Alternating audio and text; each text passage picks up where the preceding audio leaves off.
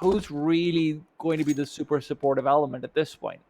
Yeah, who's filling that void, right? Because when you think of Hobbit, I mean, he's got some great clutch potential. He's kind of like a playmaker, but a late round playmaker at that. So, I mean, maybe he still participates in that same contributing role. Maybe he's still that secondary entry. Maybe he actually delegated back to third just so that you can get him in those late round situations.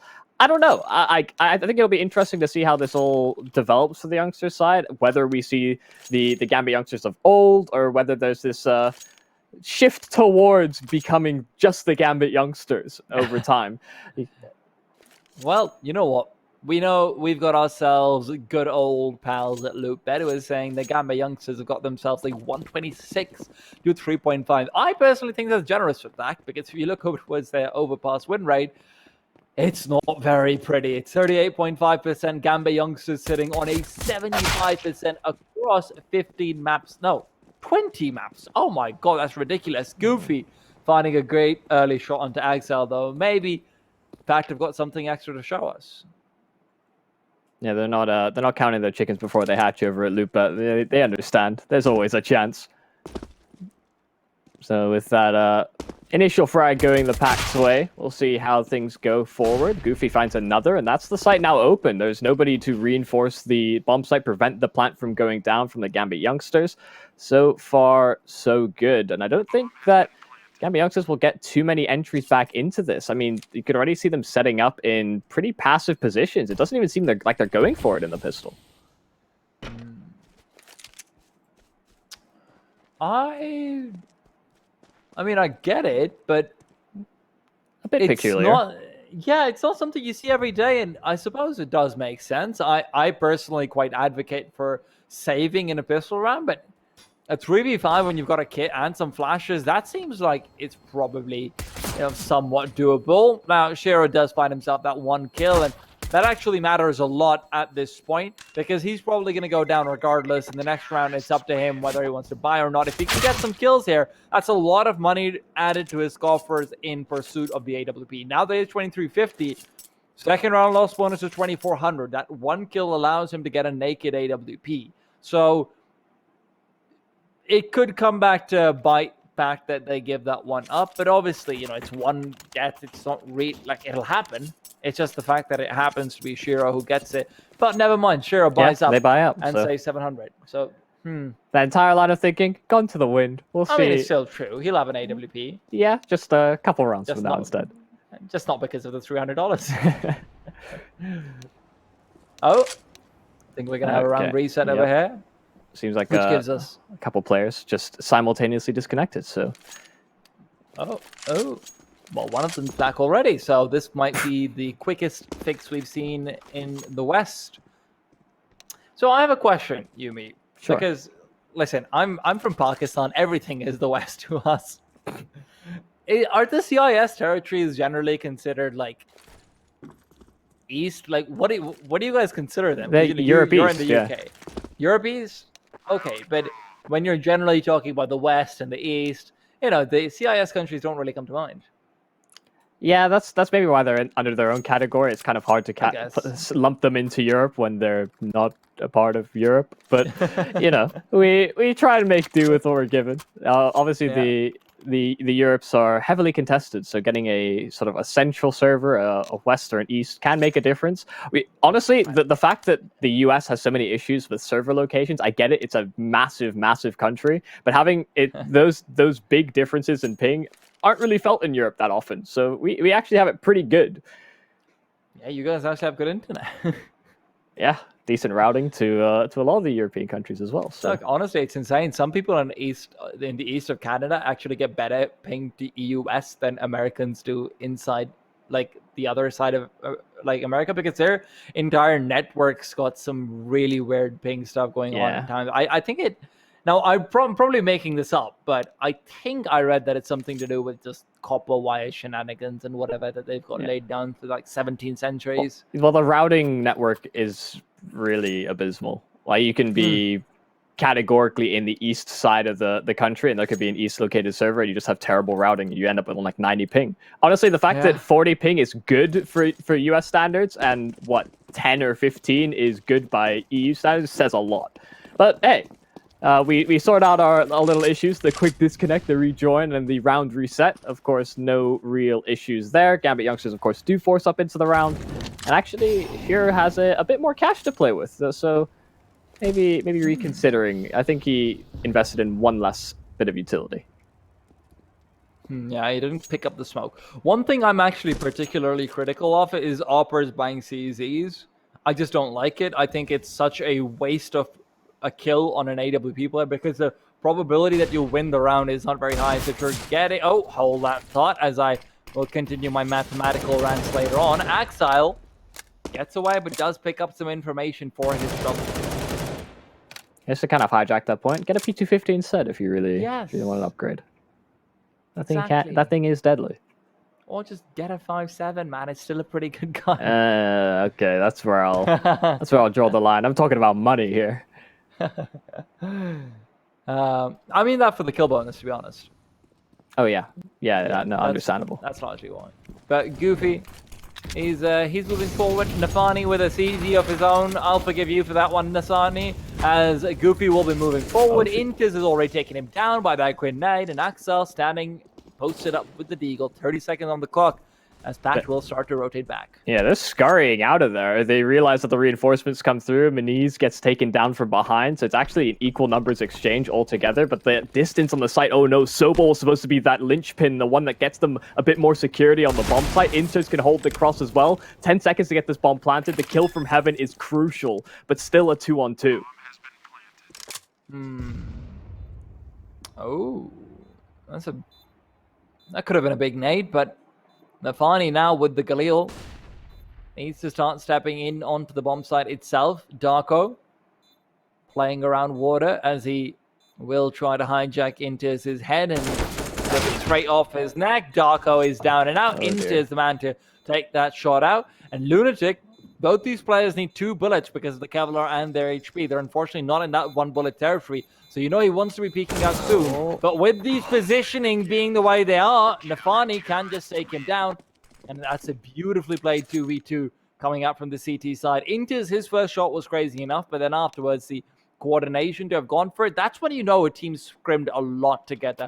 Because they just have these tiny little protocols set up for even the smallest of things. And things really just go from bad to worse in the late round for the PACT. The fact they lose one on the retreat, they give up that sort of early site control that Sobol was able to gain. Some really crucial duels being won by the Gambit youngsters to get them back into that round. And I mean, just having kits, having armor, and recovering rifles, you could see that really shaping up to be a terrible, terrible round. A slower paced one at that from the PACT. You can understand why up against the pistols. You don't want to rush into anything too hasty. But it's a stolen away round, that is for sure. We'll actually delay the AWP coming out from the CT side as well.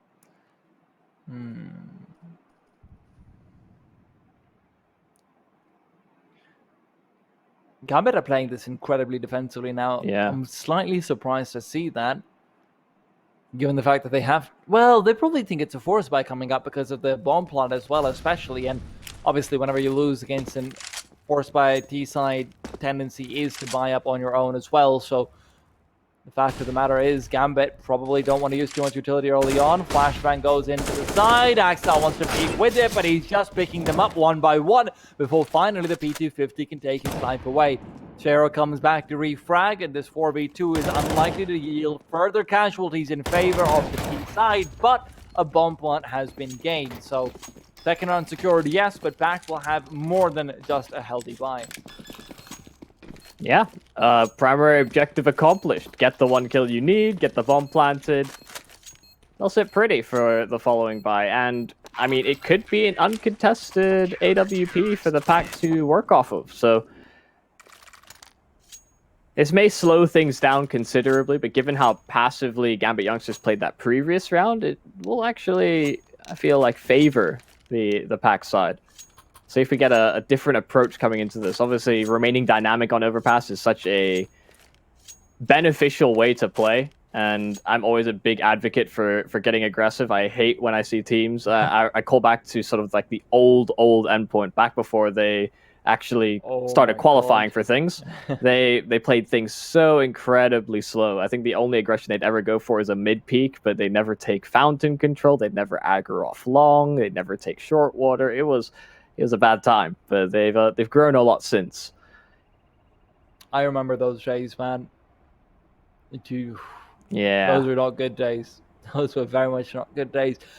Now, one of the reasons why staying super slow is actually very negatively impacting on your CT side is that you are going to use a lot of your utility early on in an attempt to stop them from coming in, or if not that, you're just going to lose picks because the Ds are going to figure that out. They're going to buy an AWP. And if you're playing very defensive, there's really only maybe 6 angles you can play from.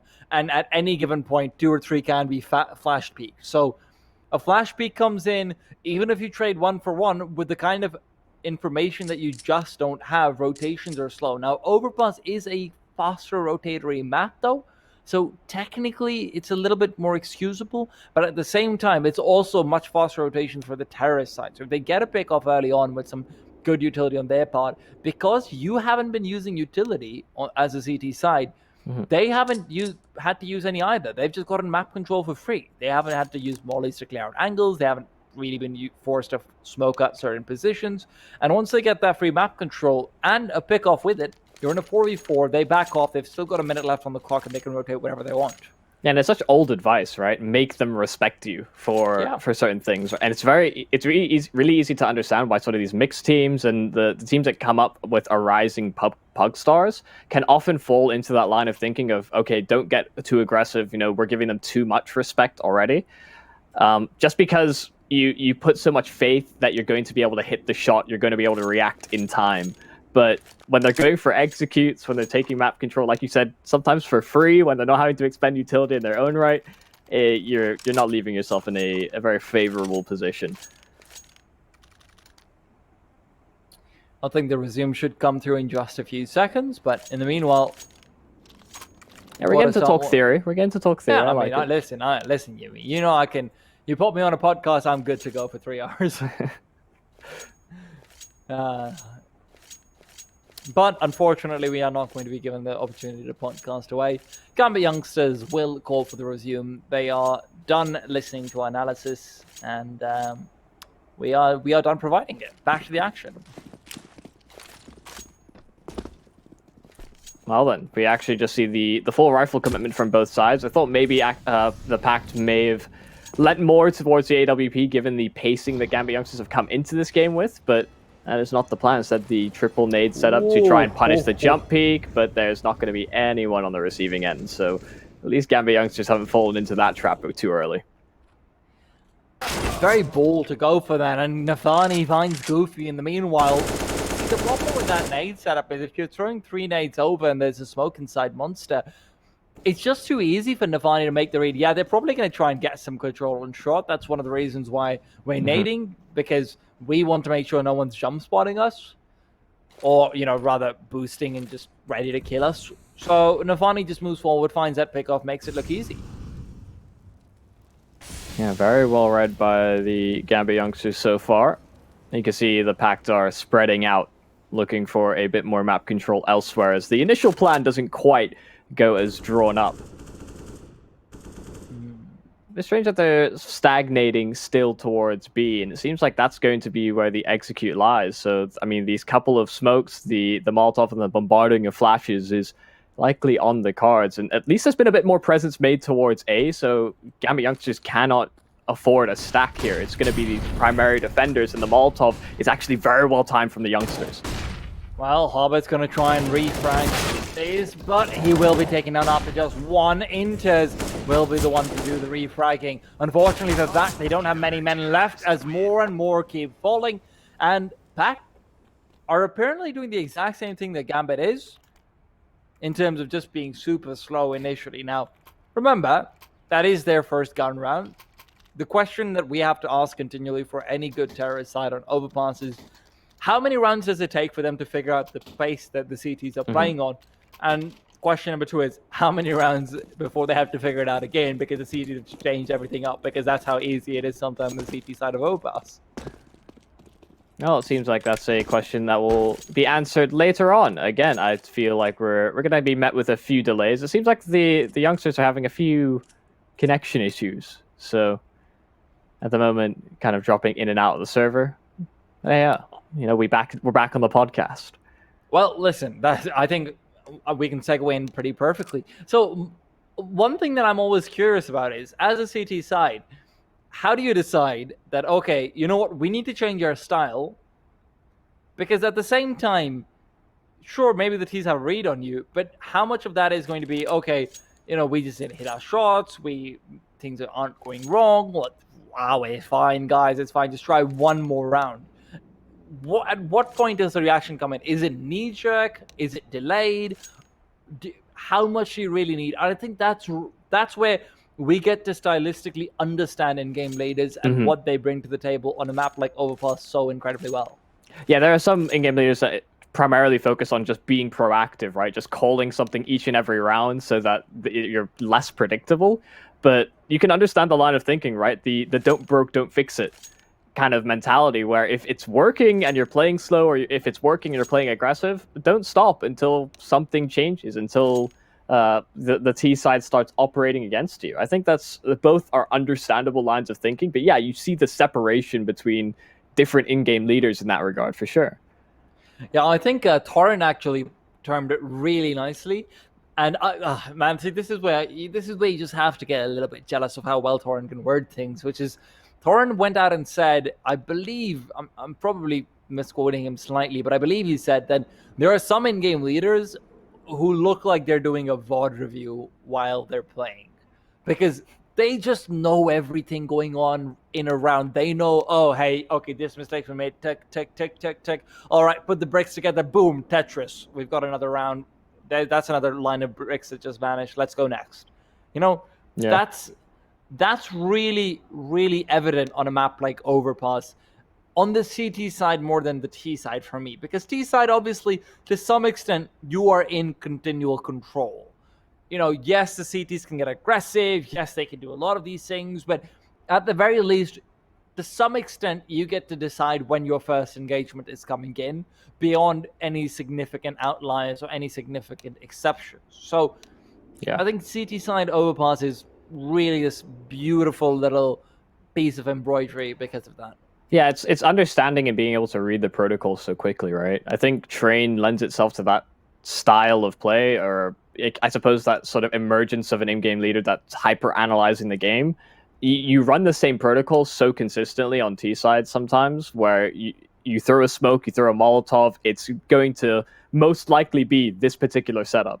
That's why sometimes when you look at advice for how to in-game lead or how to strat call efficiently, it's have a default, have like set utility for those defaults, but also like even if you're going to vary the strategy up ever so slightly or lean more towards an execute, make sure that there's enough presence elsewhere on the map that is still running that same protocol, so that the CT should have little to no information as to what the overall grand scale plan is. But that's all metagaming. We're getting into how well do you read your opponent, how well do you react, how well do you analyze the game at a high level.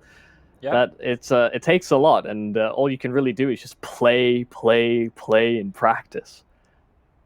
Or alternatively, do what I did, which is just watch a lot of CS. Yeah. Watch. No practice, just watch. Oh wait, I actually can't move my hand. I guess I'm gonna be a caster.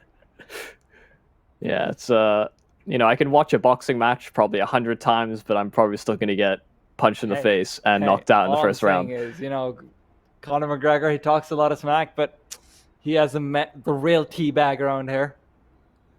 Sorry, I had him. Sorry, man. I couldn't come up with like a better term for myself than the real teabag. That's probably a really bad wrestling name. I was gonna say like your name's Tea Time, but let's not lean too much into that side of things. I was thinking about like a wrestling name. It's like giving me Halo flashbacks. Yeah.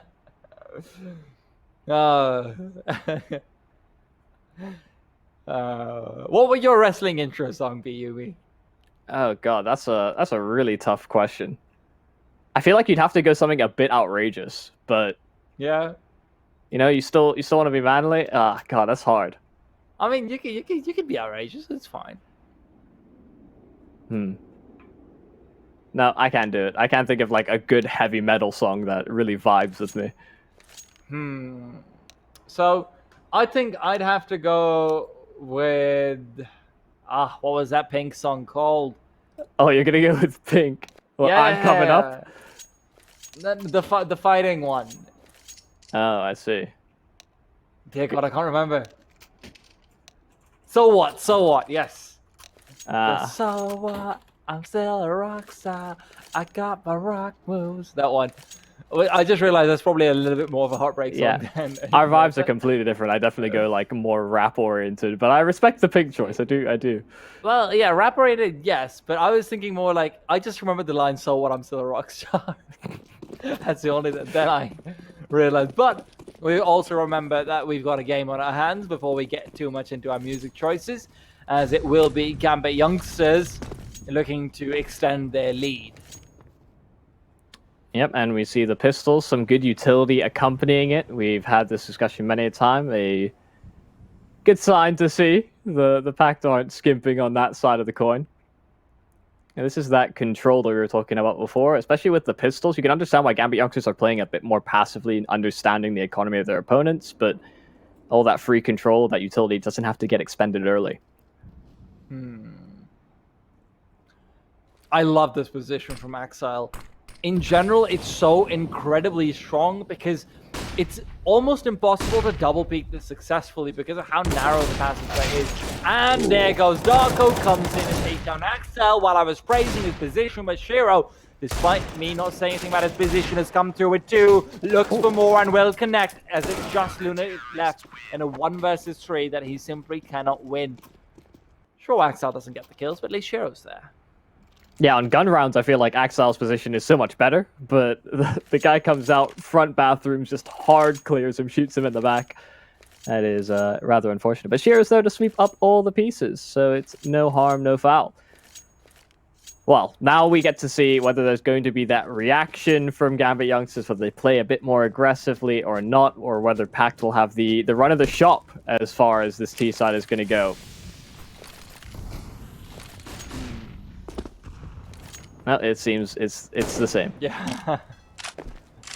Both teams want to lay back, chill out. They're probably discussing what the wrestling intro song would be. More likely than not. Yeah. I feel like that'd be I feel like that would just be a terrible mentality to be in for an intense game of Counter-Strike. Probably. I agree with you. PACT are going to be shaking off any sort of terrible mentality that they might be in, being down 1-4. This is a big round for them to potentially try and capitalize on. CTs have gotten slightly more aggressive in the hands of Axel, particularly.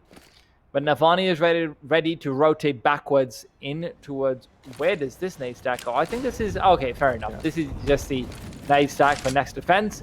Minters is going to molly out short very quickly, perhaps a bit too quickly, as now their last Molotov for short is expended unless Shiro comes over. Hobbit's engaged, he's found one, and now Minters will try for more.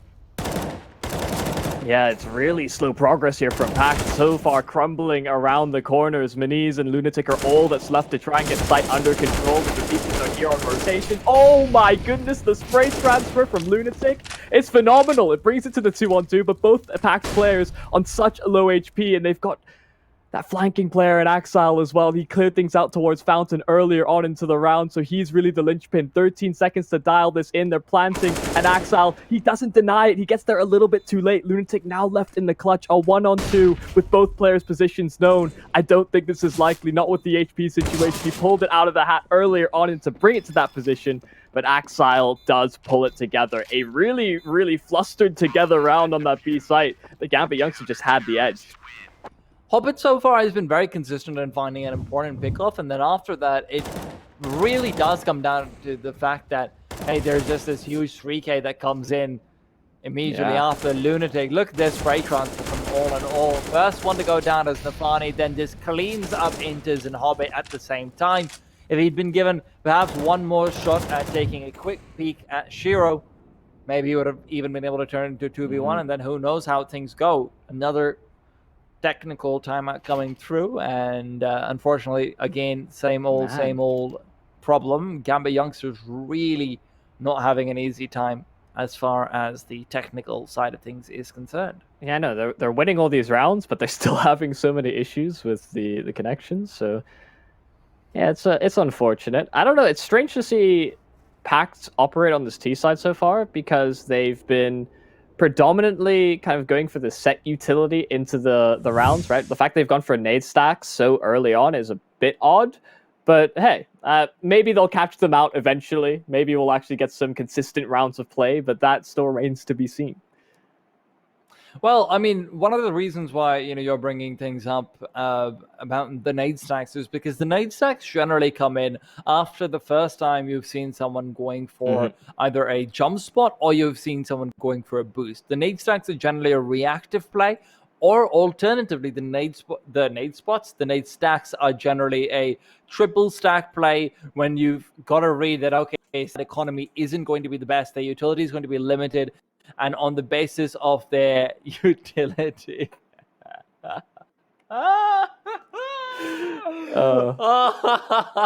We're getting production in our ear, and they're just yelling things. They're having a good time.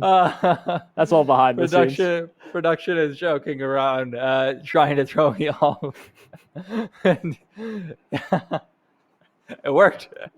But, yeah, so in the middle of a game when it's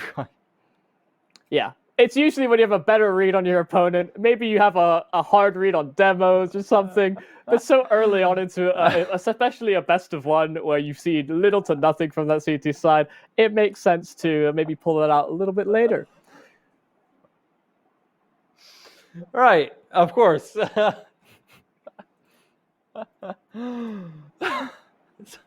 See, this is the problem with giggles.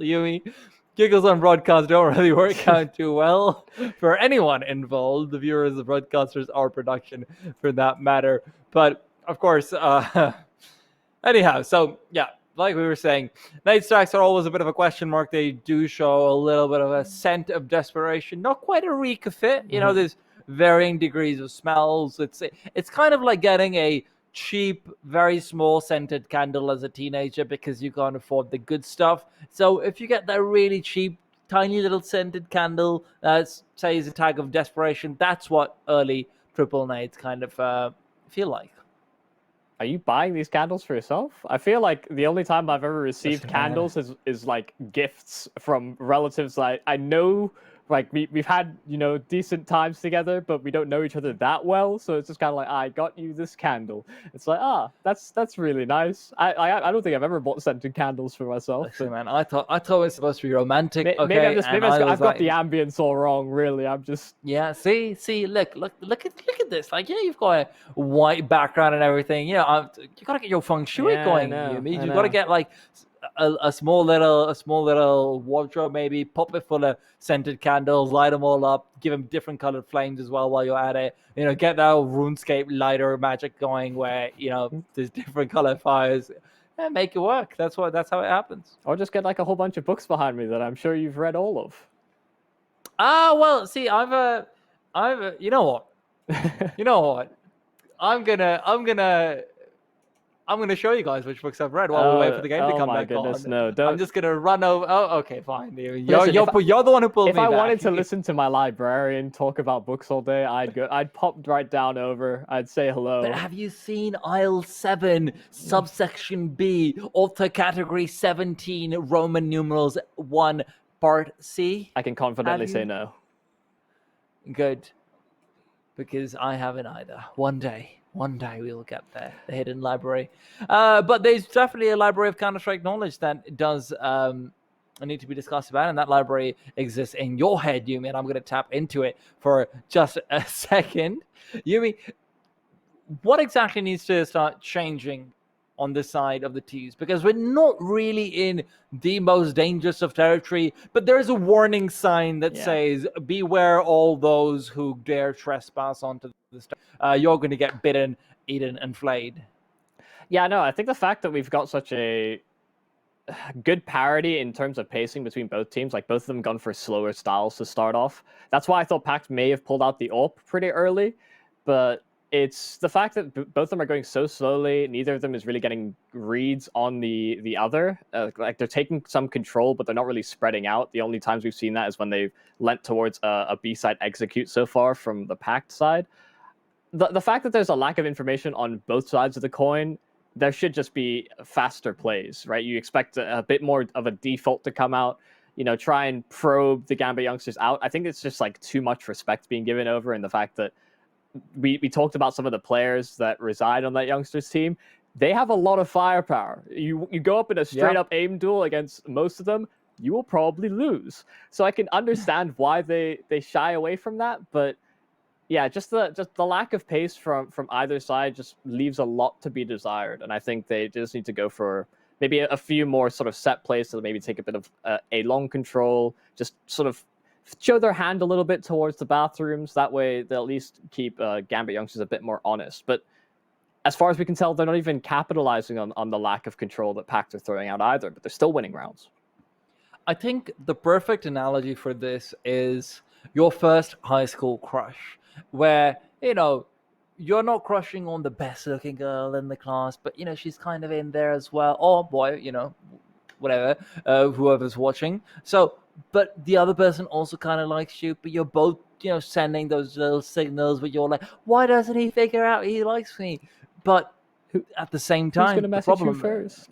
Exactly. See, the problem is because of all of these tiny signals, everyone's just like, but wait, is it really there? Maybe it's just as friends. I don't want to ruin what we have. That's what's going on in the server right now. They're both going so slow that they can't figure out that the other one's also slow.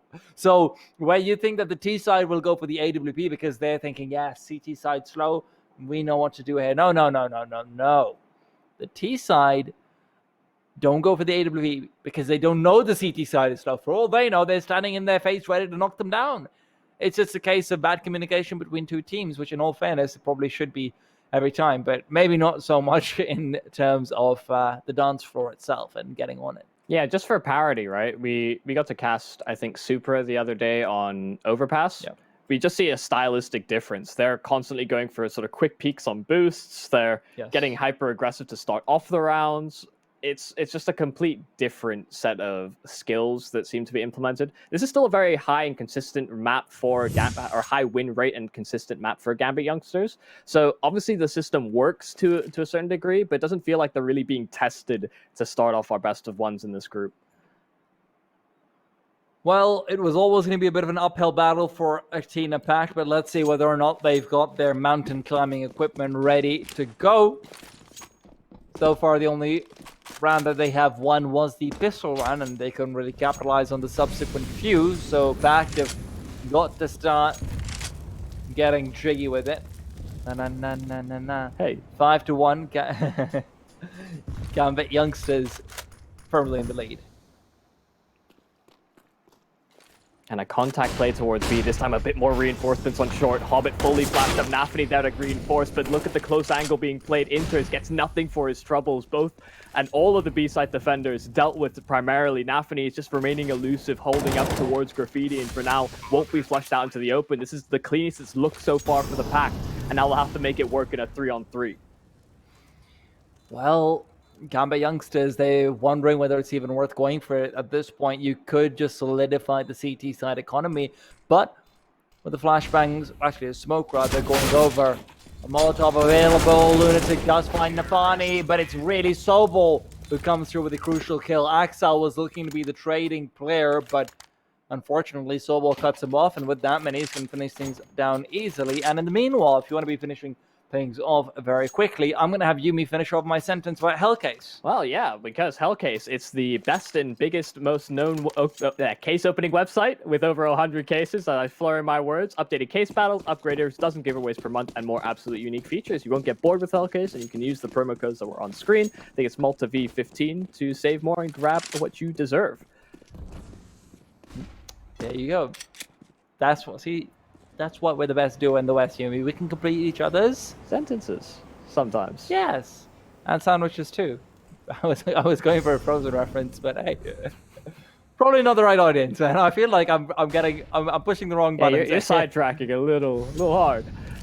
Yeah. Gambit youngsters, I'm telling you, my production in my ear making me laugh that much, that's what it does. It changes the whole flow of things, so they've ruined everything. Indeed. It's all your fault, production. Please don't kick us. PACT, however, looking to kick Gambit youngsters while they are down and quickly wrap up this anti-eco round. Quickly is a very relative term, though. I say quickly because they've actually found their way across to Connector, but the bomb's been found. Shiro, the one to decapitate, the one holding it. Minis goes down. Shiro looking for another shot in the meanwhile, but cannot connect for now. Axel looks to swing wide as well, but he just holds the corner angle. He's got another player behind him, so he will be having Inters baiting him out. Axel gets 2 beautiful kills. Hobbit as well comes in with 1. Darko left alone in a 1 versus 5. And kicking them while they were down was the plan, but as it turns out, Gambit youngsters kicks back hard.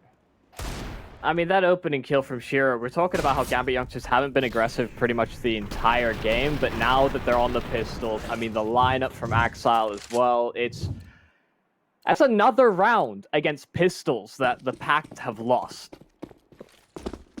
They've won 2 rounds. Each time they've been met with pistols the following, and they have lost. These anti-ecos have not been clean, and Gambit youngsters, they'll take it. You can see how the strain it put on their economy, the rounds they're having to fight with rifles on both sides of the coin, and I mean, just look at what they're trying to do in this round. Darko gets aggressive off of short, beating past the Molotov to get there, but I mean, that's an early entry for the youngsters instead.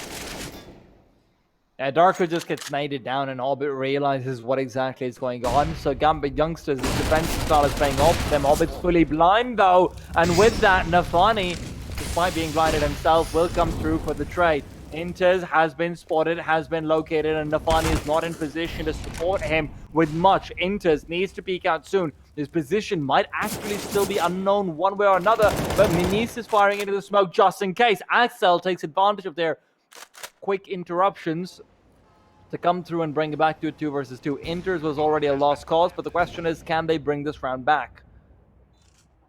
Yeah, the position from Sobol really is the one that makes all the difference here for the PACT. They'll double up towards CT, so it's going to be a harder position for them to clear. I don't know that the jump spot would have seen this. Sobol, he's getting a little bit closer, trying to change up his angle ever so slightly, and there's the peak. They finally take out one of the Gambit youngsters players, grouping towards CT, and that's it. Shiro's tapping out. He's going to give them up the round. He's faked it a little bit just to see if he can get an exit, see if anybody's chasing him down, but no, that's going to be a 3rd for the PACT. They have kind of broken their curse. It seemed like their T side was going to suffer a large set of issues, but I mean, these faster plays, it's not coming down to the last 30-40 seconds of the round, it's the first minute.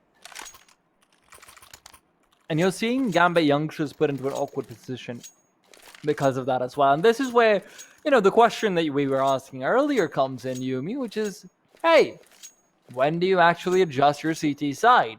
Do you go for the same thing one last time, or are we going to see, you know, Shiro getting aggressive here and now? Shiro has actually been very much a defensive player in this game so far. He's been, you know, standing on the back of the dice on the A bomb site. He's been defensively opping on B, going for retakes. This is not the oppa that we necessarily used to seeing all the time. And as I say that, Shiro goes for a pick down monster and does find a kill on Dominique. So good to see him back in the driver's seat. Yeah, he drops the bomb as well. So that's some early information as to where PACT may have been leaning towards as well.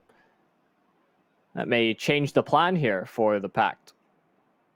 Grouping up instead towards bathrooms, of course, trying to get some early presence that direction as well. But Shiro's already rotated, so they're trying to get away from the AWP. They may find themselves back into the trap, but down the connector they'll go, rendezvousing instead at B.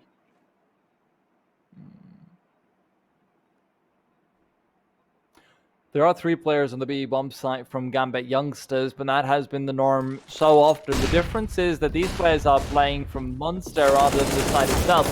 Darko moves forward, he should be cut off, but Hobbit can't decide between his opponents. Instead, it's Inters who try and spray transfer for 3, but it settles for 2. Again, a 2 versus 2, and these have not been faded all too well for the side of the youngsters. PACT looking to close it out. Darko very low. Sobol, as always, is going to be the main man for this anti-retake if you are a PACT fan.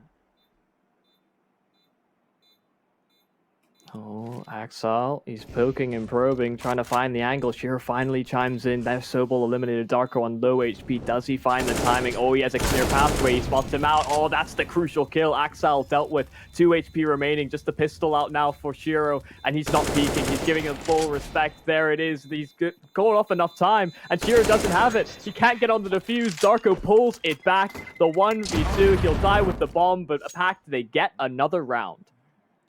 These are 2v2s that are continually going the way of GAMBIT youngsters because of one individual player or the other.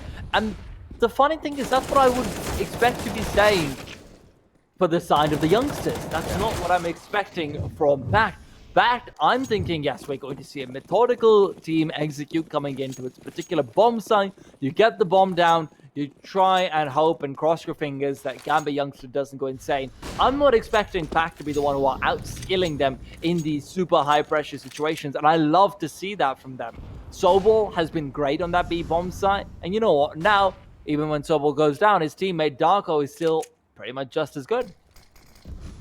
Yeah, the silver lining for PACT on these executes has really been their flashbang utility. I mean, some really high efficiency with that. They've netted themselves frags each and every time. Hobbit actually playing a bit of a tricksy game here. He lets Lunatic pass, allowing him to plant, and he's trying to line up the backstab, but yeah, he's missed his opportunity. So no real issues for PACT. Again, it's this B site. It seems like they've maybe identified some weakness. Obviously, it's against pistols, so can't read too much into that, but they've had a fair amount of success in the clutch on that site. So they are certainly dependent on it. Yeah, it's strange to see the GAMBIT youngsters in this boat.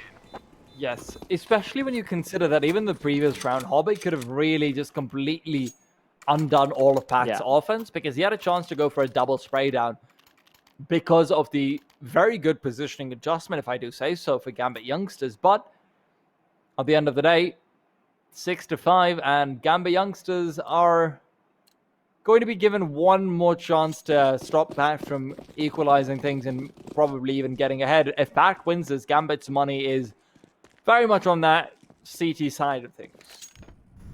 Yeah, just to call back to a couple rounds ago, if you're looking for information as to how to play the entry role on the PACT side of things, look at what Darko was able to do. Goofy as well is combining with him this time. It's a collapse through B, but they contact one. They walk through the smoke with the bit of flashbang utility over the top, and GAMBIT youngsters, they get very little accomplished. Again, another retake over at B, and this time a numbers advantage that PACT will hold on to. Oh, Molotov. Yeah, understandable call to save here. Yeah. I mean, it makes sense, but now again, you start asking and wondering, what is the call from the CT side? Because now, contrary to previous rounds, PACT is also saving 4 players at the perfect time. So GAMBIT youngsters, yes, you're saving. Yes, that's fine. But because of this one save and because of the economy that they will gain from it, I believe PACT just need bomb plants to be able to get buys out for the rest of the game. Or at least for the rest of the half. So this is suddenly getting into dangerous territory from GAMBIT youngsters where they don't have a chance to have any quote-unquote easy wins anymore, though. So far, there haven't really been many of those, in all fairness. Yeah, comparatively for the rounds that GAMBIT youngsters have won, the PACT have won them cleaner. So they won't run into that same economic turmoil. And maybe we get to see Shiro back in that aggressive stand. We saw him open up a round earlier for a pick towards B, and it seems like that may be on the cards in this round, but the PACT are going for a slightly different approach. They're spreading out, looking for a bit more standard map control, while Shiro scopes in short. Oh, that's a good time for the double nades. Shiro goes down. Beautiful stuff. That's what we were talking about. PACT, we want to see the nade stack coming through when you expect GAMBIT to go for like a desperation play because they don't have utility. I'm so glad I called that exact same thing. Yeah, it needs to be far more reactionary. Just at least a read on what your opponents are doing instead of so early in the game. Makes a lot more sense. And they get the result they're looking for. A kill, so much damage on Nafany as well. And this additional pressure towards Connector. Hobbit's not even looking the right way. He might be able to catch a player off guard, but oh, I think he just shows his toe. And yeah, there's the calm. Maniz goes to clear it. Now a 3 versus 5. The Pact grouping themselves up towards the A bomb site. Meanwhile, a couple youngsters still located at B. Well, this all comes down to one man, and that man is dead. Axel has very much held the charge at many occasions on the A bomb site, but right now, caught in between a rock and a hard place, was forced into a moment of indecision about what exactly he needed to do, where exactly he needed to be present, and is caught off within the repositioning. So 7th round and the lead now guaranteed for PACT for the first time in 12 rounds. 11. Nah, I mean 7-6, they were up 1 before, so 12 rounds. And with this, Nafani, yes, finds a kill, but also reveals himself. So this will be an attempt at the cutoff coming through from the terrorist side, as the CTs will just turn tail and run away as quickly as possible. They know that they can be cut off right here and now. Inters' sound cues should have been heard by PACT. The question is, will they actually hunt? As Nafani on the AWP could pass that over to Shero. It doesn't truly matter all that much, but the difference maker is actually in the next round, not this one. Because these two players save, they have one more round of buys. So we'll have to wait to see whether that becomes relevant or whether GAMBIT Youngster just wins out this round outright. Yeah, and PACT may have just found this sort of missing piece, because it seemed like we could tell there's been some drilling, there's protocols in place for the PACT side. They clearly have run this map several times in the past, but it's really just about getting the right calls and getting the right read on your opponent, and finally it seems like they're getting something accomplished in that regard.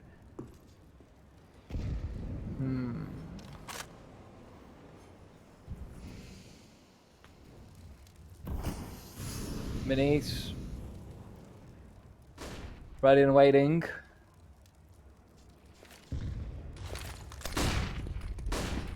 GAMBIT Youngsters are once again going to contend with the B side here. Darko comes in with one. Nafani is good for only the singular. And with that, Axel and Sher will run away, trying to save for their very last round, their very last attempt. GAMBIT Youngsters were up 6-2, and now we could see a 9-6 scoreline in the favor of PACT, where we personally thought that PACT would have completely game over the veto against GAMBIT Youngsters. It seems like they've definitely got a few cards to pull out. Shero finding 1 kill will not matter whatsoever. Money is practically infinite. Shero is quite literally only going to be able to get some stats up. Nothing else that can be added to his team's tally of value at the very least. It's not even like the AWP gives a kill bonus. What's your thoughts on that very quickly? Do you think the AWP should give a kill bonus? I'm fine with 100, 150. I don't think it should be too heavy. Okay. Heavy investment rifle, instant kill potential, you know. I feel like CT side op needs to be better money than T side op. Like CT side op should be 300.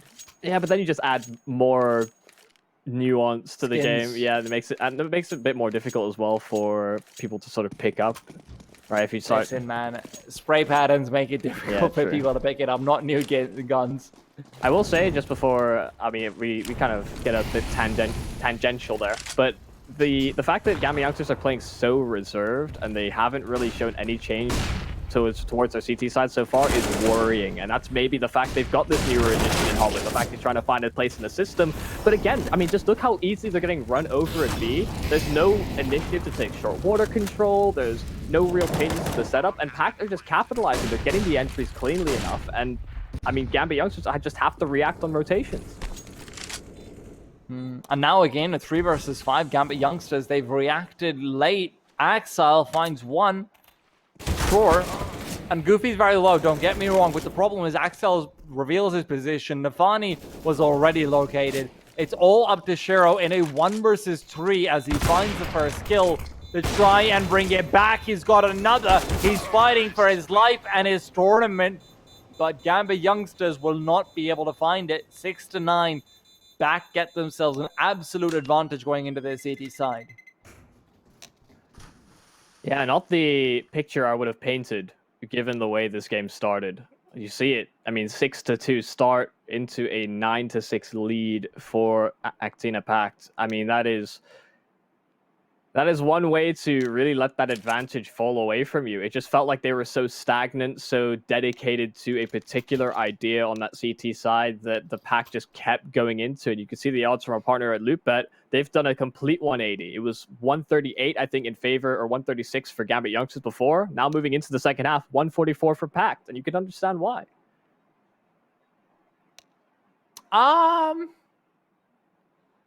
I don't know, actually. I think there's still some chances on the T side. I agree. Yeah. I think the major problem that comes in is that I will always put a question mark about Shiro's T-side operating. I just don't think he's a very good T-side operator. A lot of times he's very good as an operator individually. I think I completely agree with that.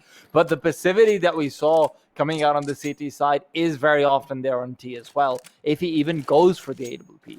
So your overall efficacy will come to question in a map like this. So Gambit Youngsters,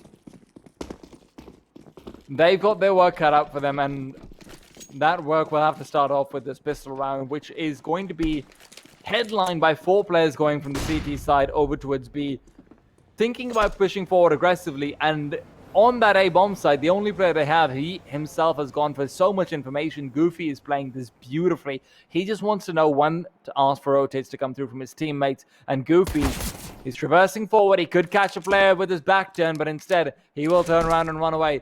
Realizes that there's a heavy amount of connector control that the T's have fought for, and Mini is going for the jump spot, will be able to see them as well. So Gambit Youngsters going for this hit. They're incredibly expected, and Sobol comes through, peeks out into Monster, finds himself 2. Yeah, Sobol's done so much for them. Gambit Youngsters are tapping out. I mean, they're regrouping instead towards Long. They're trying to get Sobol out into the open. Finally, they deal with him. Finally, they can progress on forward. The bomb's still yet to cross. The Darko still in the barrels, and he's going to get all the shots he needs to. Sobol starts it. Darko finishes. ACTINA PACT. They get to double digits before the Gambit Youngsters. They take the secondary pistol. How is it always Sobol and Darko on the B bomb side? Look at how crisp those USB shots are. Just completely taking control all over the site. With that, Gambit Youngsters also are going to be kicking themselves, because after they're spotted, there's so much time to actually still figure out, hey, maybe we just go over to the A side anyway, even if we are spotted in connector. They don't really know what's going on there, but they go for the immediate reaction and the immediate play towards B, perhaps expecting fountain control to have been taken, because obviously they're thinking, yeah, one player's never going to go that aggressive all on his own. No, that's not happening, but it does. Great stuff from PACT.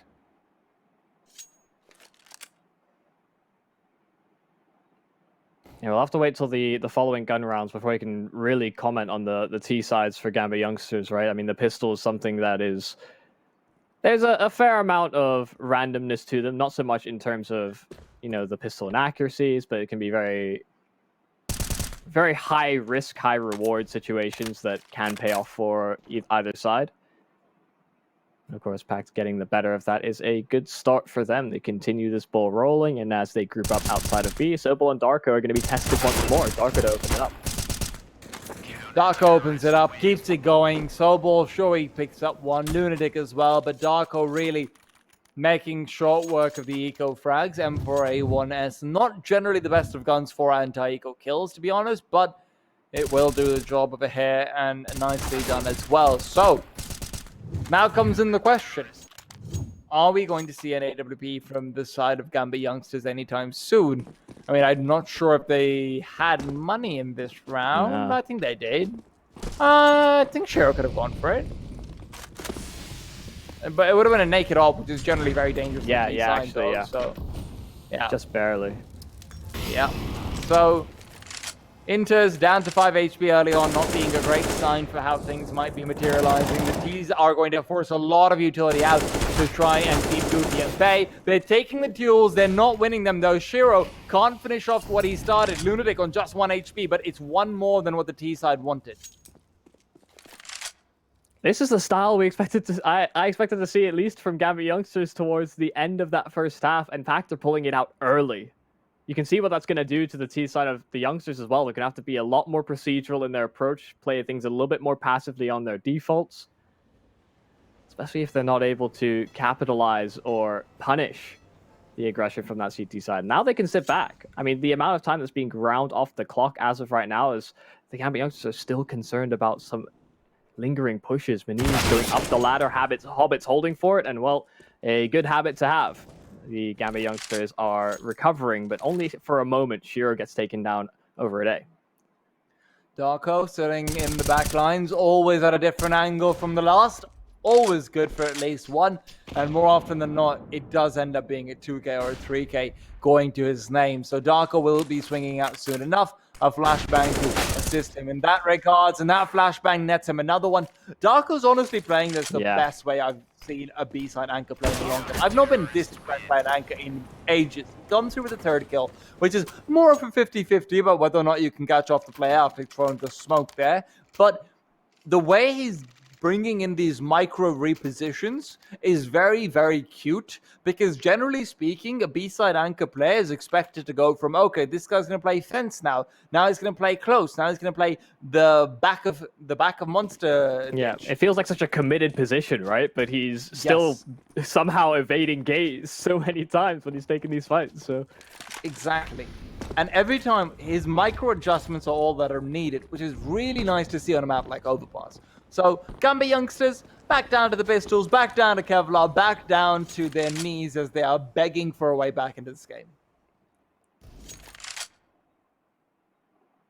Well, I don't know who's going to chuck a couple pennies their direction, because right now the PACT are unrelenting. The Eagles out for the GAMBIT youngsters. They won a couple of rounds like this on their CT side. And maybe they need that additional Hail Mary. Get things rolling on the T side as well. Goofy will take the first face. Spot a player emerging from the connector. He's actually still looking for duels. He's not intimidated. He wants to get in their faces. Great shot from Goofy coming in early on, and this is very much not looking like GAMBIT youngsters are the favorites to win it. It very much looks like that game here with something to go home to. As Stefani does find himself one kill, he is traded away swiftly back. They're very much looking like they're destined for that winner's bracket. Yeah, this is a very, very surprising state of affairs. I would not have pictured this coming into the series, especially when we have the added context of during those 6 or 7 rounds that we actually saw on the previous server before we had to reallocate. GAMBIT youngsters were the ones having server issues. Yep. We readjust servers, and it's like they're a completely different team. I don't know what has changed so dramatically. Maybe it's the lull in play, but even then, that can't really be the main contributing factor. It's really been stagnation, a lack of adaptation that has really been a crux for them so far. And PACT are doing a great job of testing them, making sure that this maybe newer system that they're implementing with Hobbit is going to feel that strain. And especially considering they've had wins before in the Malta vibes. I was talking about how PACT never really went through the upper bracket route. All of that maybe changes here in Week 8.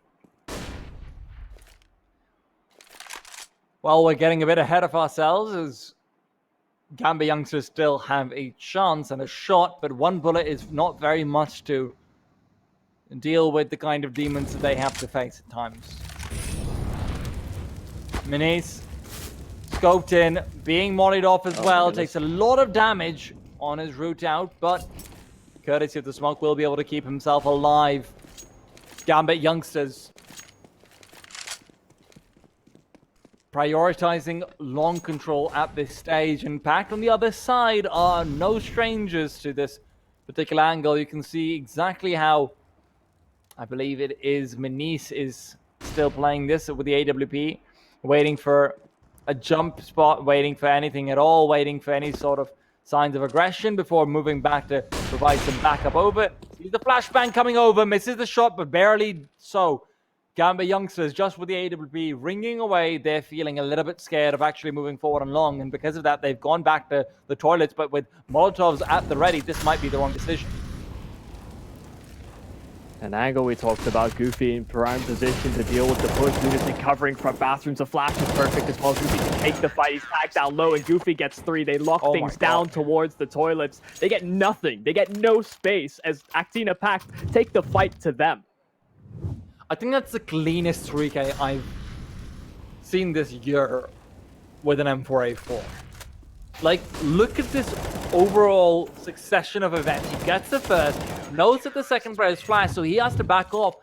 And because he realizes and hears the footsteps inside toilets coming out, trying to trade kill away onto his AWP player, he turns around, gets that one. In the meanwhile, recognizes that the flash timing for the player behind Divider has probably finished, swings out again, and he successfully isolated 3 1v1s by excellent target prioritization. That is beautiful from Goofy.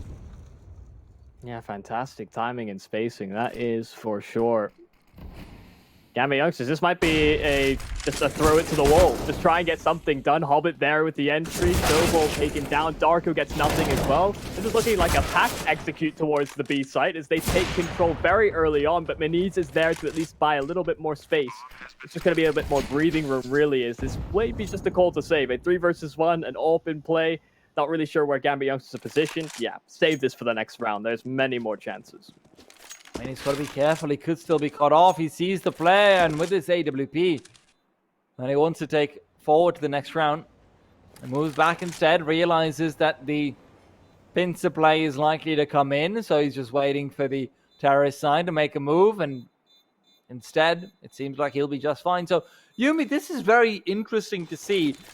GAMBIT youngsters going for a bit of a change of styles this late into the game. I think we've talked about it before, which is that, hey, what is the point where you want to see a change from the team? And I think the point was 10 rounds ago on the CT side. But now, on the B bomb site, a site where PACT themselves have found so much success thus far on their terrorist side, this will be interesting to see how it shapes out. I think GAMBIT youngsters could very quickly still find themselves swept off to be fighting up against a match point if they make a quick mistake. And that's going to be the biggest of difference makers for a team that is relatively new and relatively recently modified. Yeah, the problem with these faster plays towards the B bomb site is I don't think they're that consistent. Of course, PACT argue differently considering their T side. But it can be very easy for CT sides to adjust and just have better protocols in place. You can see there's 4 players in close proximity. Okay, Snowball still turned around. Again, the flashes are brilliant from the C side. Goofy there reinforcing the site. He gets a couple for his trouble, but the same result. A 1 versus 3 for Maniz. Maybe it is consistent. Well, it's definitely a little bit lucky that they find the player with his back turned despite the lack of flashes being thrown over. So the CT side are going to be kicking themselves for that. And Goofy finding the 2 kills is very impressive, but GAMBIT youngsters credit where it is due. Inter's going in with the kind of entries that he's getting is always such a big difference maker. And for me personally, the 2 players who can be an X factor are Nafani and Inters. And admittedly, I hyped up Nafani, and I think for good reason, but Inters is very much coming alive with a few excellent entry kills off his own as well. So GAMBIT youngsters, up to 8 rounds, yes, but the road is long and so far completely untrodden. Yeah, this is a bumpy one, at the very least. Filled with scorpions and scarabs and poisonous snakes, which will come to bite you, and a dragon on a playground. Okay, you had me at, the scorpions and snakes. I was getting some Indiana Jones vibes, and then the dragon came out of nowhere, and then suddenly we're in the Hobbit. Indiana Jones and Overpass. Yeah, I'll need to see a rolling boulder. You know what? Through monster. I feel like Indiana Jones. Oh, that would be really cool, by the way. But I feel like Indiana Jones would probably kill it in the Hobbit. But he couldn't kill it in Overpass, which is what PACT have been doing so far. But the killing has been interrupted. GAMBIT youngsters are making a bit of a beast effort, and they are making it with guns. The old-fashioned way. Oh, Maniz wanted to go for the peak, but the flash is well timed. It actually partially blinded up the GAMBIT youngsters player as well, so had that been avoided from either side, could have netted in a frag, but good damage onto Maniz as they read into the position. That nade towards Guardian, it's very committed from the AWP. Goofy trying to get and hold on to this position, but Inters finds another frag. So far, so good. These entry kills for GAMBIT youngsters have been really, really beneficial, and now PACT just have a guessing game at play. They will guess correctly on Lunatic at the very least, and we've seen him have some big moments. We've seen him shine, but that luster could be lost. very swiftly. Smug's going out. PACT do not have a buy in the next round should they lose this one. So GAMBIT youngsters are looking to secure double digits off the back of this one kill.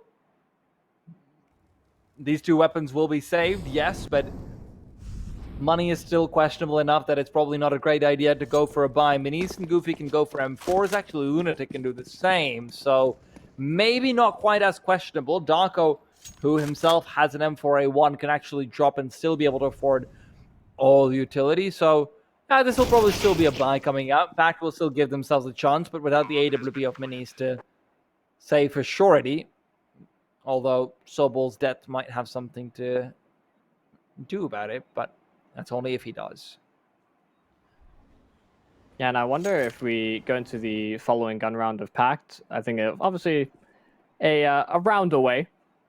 But if we end up in that position, do PACT go for a bit more control? So far, they've been sitting on the site similar to what we sort of critiqued and pointed out from the GAMBIT youngster side as well. Because I feel like taking short water control, you know, you avoid one of the pincers. It can be a very brutal state of affairs. In the same way that you get double entry towards the site, if you lose short water, you typically lose both players as well. And that B-bomb site becomes very vulnerable. So we'll have to see. It'll have to wait another round, as this is likely to be a save around that M4 that Sobol was able to save. I mean, they're not quite out of it yet. I was getting ready to paint PACT into the upper bracket, but GAMBIT youngsters want to maintain that good form that they've had throughout the Malta vibes, always making it out of groups. Well, PACT still do, of course, have a solid shot of contesting this map. I think even the Deagles can be plenty deadly, as Cheryl was quick to showcase to us in the first half. You throw in Sobol on an M4. I am sold for a recipe for disaster.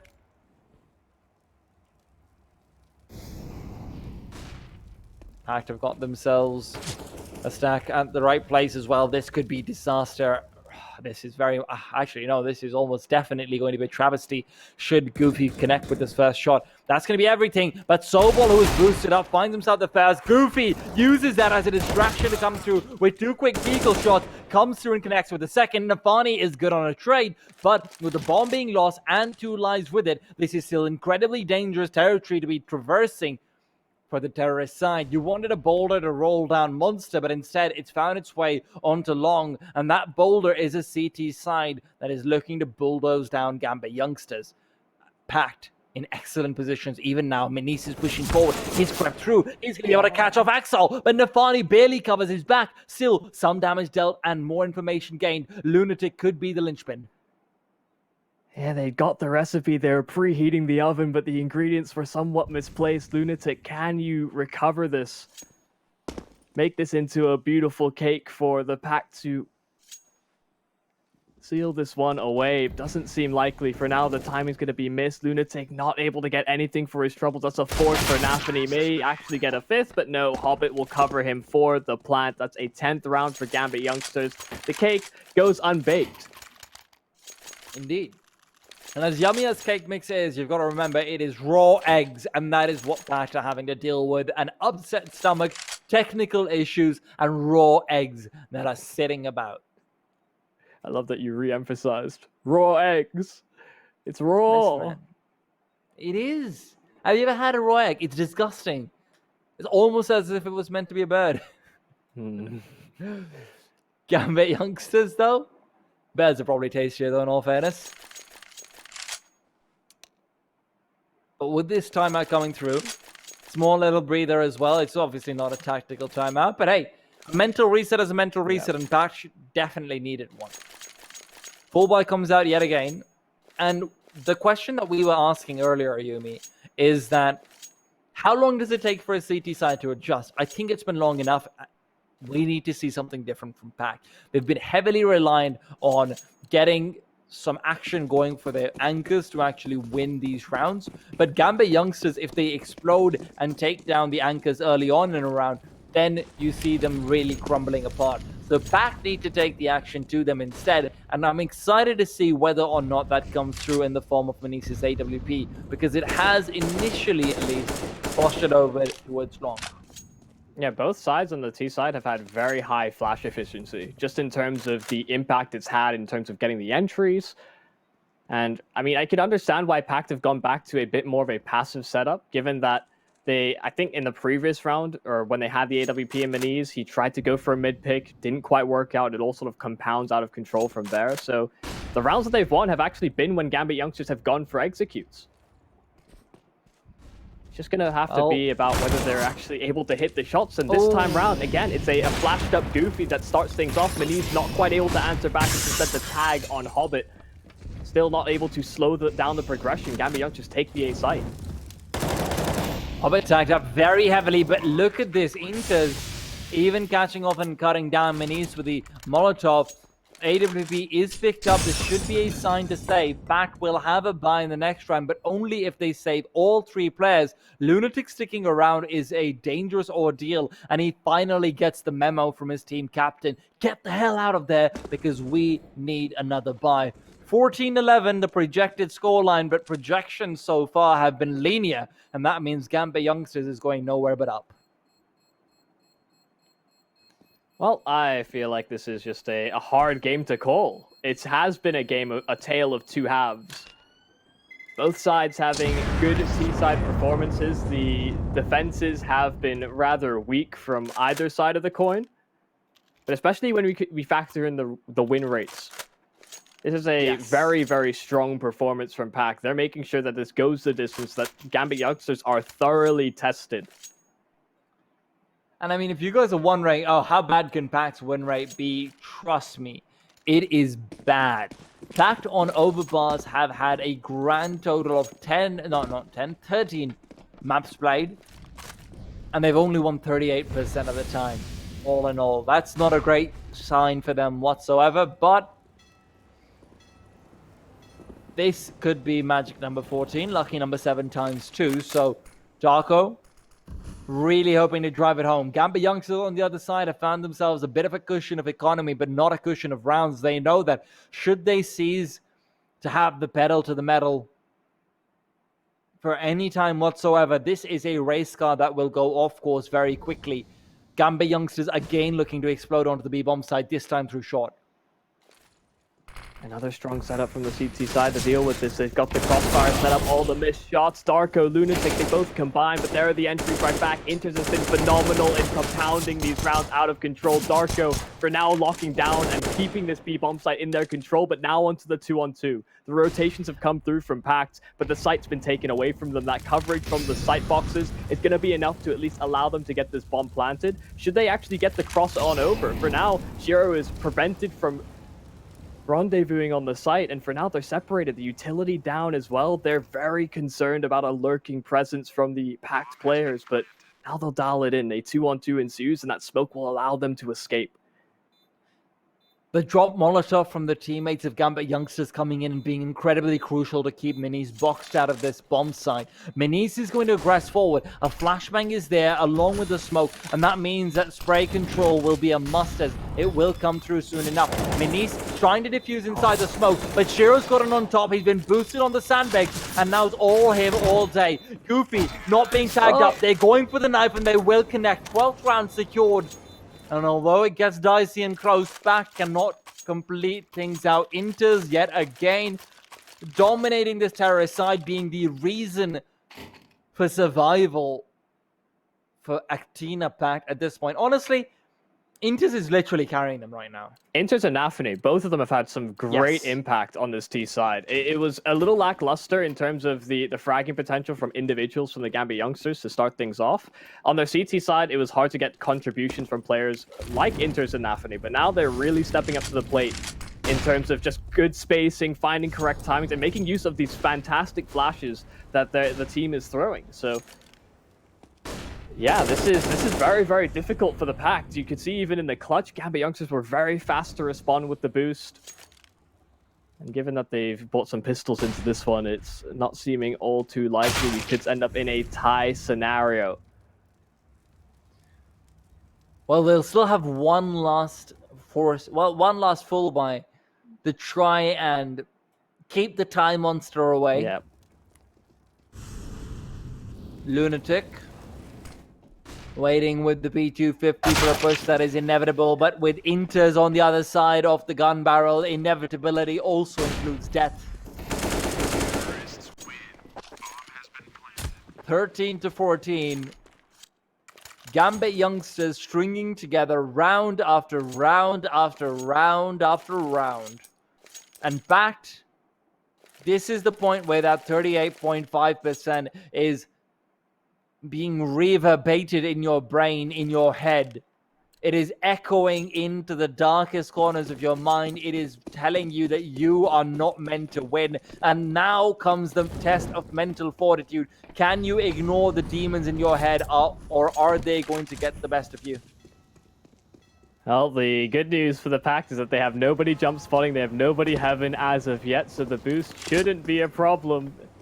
That's a lot of time wasted given the Gambit youngsters setup. Could be a blessing in disguise for them, a bullet that they wouldn't have known that they'll dodge, but look at the control that Sobol's been able to gain. Now he spots the feet. That's an easy enough kill to find the first. He spots the feet of the second, and that's the impact you want. That's why map control is so strong. Shiro will try and answer back, and he succeeds. One kill found, and there's Hobbit emerging from the connector as well, so that early advantage that they had lost so swiftly.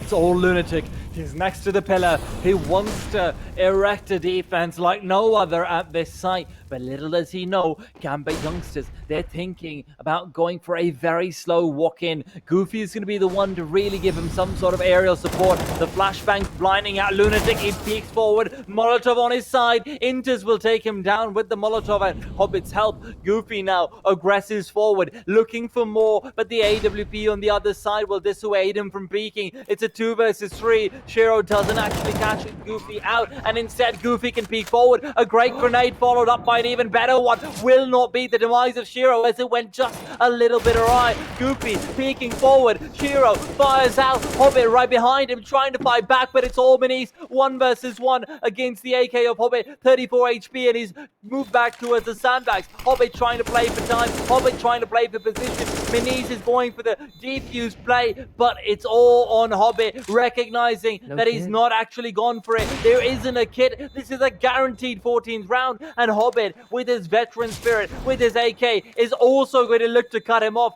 Can he come in from the back lines? Minis has turned the corner, is going to be able to get away in time, and that will be it. One missed grenade onto Shiro might have been the difference maker, as PACT cannot prevent Gambit from equalizing, and Gambit youngsters, despite losing 2 men early on, are good with the refrags. Yeah, what a recovery, considering that early control Sobol was all alone, so it had to be that split play. Shiro, Hobbit, some high impact from those two to tie things up, and you're right. I mean, that nade just sailing a little bit too far, ended up on bridge instead of the site. May have just been enough to get Gambit youngsters that little edge. Of course, a buy comes back for the PACT, so the CT side can still contest this round. Goofy gets 1. There's a little bit of presence as well further back, so they're not going to be able to trade things out for the Gambit youngsters. This may actually be a clean entry and then fall back from that CT side that they'll be ecstatic with. I think a major difference is this time when they go for the aggression onto the A-bomb site, it's so much easier to get a clean into the A-bomb site. It's so simple for the T's to have a player inside connector, inside from short to push forward, who can just get a quick refrag, that you need to very much be on the tippiest of your toes to keep it clean and keep it all together. Now, you're putting them in a 5v4, and you're telling PACT, okay, this is the best chance you've had in 8 rounds. Make it work. A flashbang for Darko does go out, but he's not feeling like the same player we saw earlier, who was just cleaning things up left, right, and center. He's a little bit more underconfident, and now it's all about these 3 players on this bomb site. We've seen so many entry kills that have been successful. Axile will be tagged down, but it's Goofy to find the initial kill. Lunatic follows up and goes for more, but cannot connect. Hobbit with 2 kills is somehow keeping them in this, but these T's might be too low. to get much. I say that, but an AWP doesn't care about his health. It just cares about getting that one bullet in. And that one bullet from Minis has been missed, allowing the bomb to be planted. Suddenly, this is possible. Minis swaps that to the M4. Can he make this work? Oh, so many crucial missed shots there. Shiro chiming in again, and they pull it back. The HP doesn't matter. The timing on the peaks is perfect for Gambit youngsters. They were looking down and out when we started this half, but they have fully recovered things on this T side. They now are in prime position. They sit on map and series point to bring this over the line. PACT, this has really slipped through their fingers. This is the first time we've had a tactical timeout. You guys may not believe that, but it's true. Yeah, we've had so many technical ones that it can be easy to mix them up. Indeed. Especially with the lack of weaponry that PACT will have to bring into this round. It's a strange thought to have that Gambit youngsters will just clean sweep their way out of this situation, considering just the way that this has been going for them. I think PACT have played admirably. Obviously, the start that they had was a little bit rough. Felt like they were going for a few too many desperation plays early into the game when they were on on their T side, respectively. But I mean, the way that they've composed themselves and sort of changed that, got that new lease on life going into the second half. It seemed all good, but like you said, maybe those inner demons, the fact that this is a bit of a struggle map for them, they know that Gambit youngsters are more than capable on overpass, maybe that plays a bit more of a factor than they'd like it to. It's also very strange because both teams are losing rounds in the exact same way. On the B-bomb side, after getting the early kills, they just let two players clean them up entirely.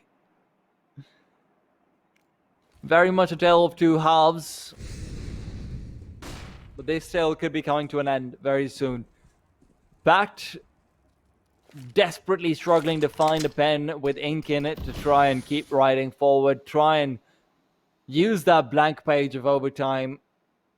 But it all comes down to actually finding the quill and putting it to the throat of Gambit youngsters.